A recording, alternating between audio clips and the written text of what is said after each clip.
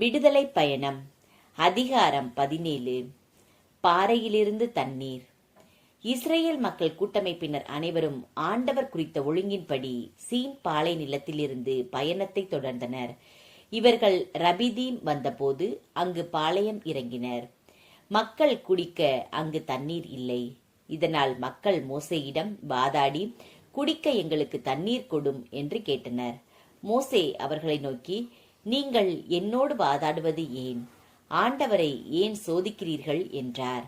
அங்கு தண்ணீரின்றி தவித்ததால் மக்கள் மோசேயை எதிர்த்து முறுமுறுத்து, நீர் எகிப்திலிருந்து எங்களை வெளியேறச் செய்தது எங்களையும் எங்கள் பிள்ளைகளையும் கால்நடைகளையும் தாகத்தால் சாகடிக்கவா என்று கேட்டனர். மோசே ஆண்டவரிடம், இந்த மக்களோடு நான் என்ன செய்வேன்? இன்னும் கொஞ்சம் போனால் என்மேல் கல்லெறிவார்களே என்று கதறினார். ஆண்டவர் மோசேயிடம், இஸ்ரேல் தலைவர்கள் சிலரை உன்னோடு அழைத்து கொண்டு மக்கள் முன் செல். நைல் நதியை அடித்த உன் கோலையும் கையில் எடுத்துக்கொண்டு போ.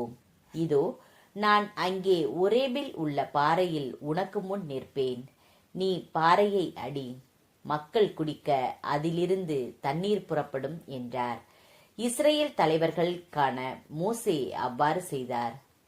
இஸ்ரேல் மக்கள் அங்கு வாதாடியதாலும் ஆண்டவர் தம்மோடு இருக்கிறாரா இல்லையா என்று சோதித்ததாலும் அவ்விடம் மாசா என்றும் மெரிபா என்றும் பெயரிட்டு அழைக்கப்பட்டது.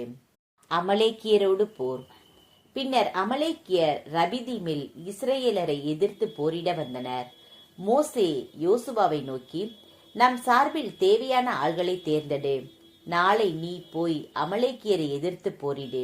நான் கடவுளின் கோலை கையில் பிடித்தவாறு குன்றின் உச்சியில் நின்று கொள்வேன் என்றார். அமலேக்கியரை எதிர்த்து போரிட மோசே கூறியவாறு யோசுவா செய்யவே, மோசே, ஆரோன், கூர் என்பவர்கள் குன்றின் உச்சிக்கு ஏறி சென்றனர். மோசே தம் கையை உயர்த்தியிருக்கும் போதெல்லாம் இஸ்ரேலர் வெற்றியடைந்தனர். அவர் தம் கையை தளரவிட்ட போதெல்லாம் அமலேக்கியர் வெற்றியடைந்தனர். மோசேயின் கைகள் தளர்ந்து போயின. அப்போது அவர்கள் கல்லொன்றை அவருக்கு பின்புறமாக வைக்க அவர் அதன் மேல் அமர்ந்தார். அவர் கைகளை ஆரோன் ஒரு பக்கமும் கூர் மறுபக்கமுமாக தாங்கிக் கொண்டனர். இவ்வாறாக அவர் கைகள் கதிரவன் மறையும் வரை ஒரே நிலையில் இருந்தன. யோசுவா அமலேக்கியரையும் அவனுடைய மக்களையும் வாளுக்கிரையாக்கி முறியடித்தார். ஆண்டவர் மோசேயை நோக்கி, இதை நினைவு கூறும்படி ஒரு நூலில் எழுதிவை. நான் அமலேக்கியரின் நினைவை வானத்தின் கீழிருந்து ஒளித்திடுவேன் என்பதை யோசுவாவின் காதுகளிலும் போட்டுவை என்றார். மோசே பலிபீடம் ஒன்று கட்டி அதற்கு யாவே நிசி என்று பெயரிட்டழைத்தார். ஏனெனில் ஆண்டவரின் அரியணையை எதிர்த்து ஒரு கை ஓங்கியுள்ளது. இதனால் தலைமுறை தோறும் அமலேக்கியருடன் ஆண்டவர் போரிடுவார் என்றுரைத்தார் அவர்.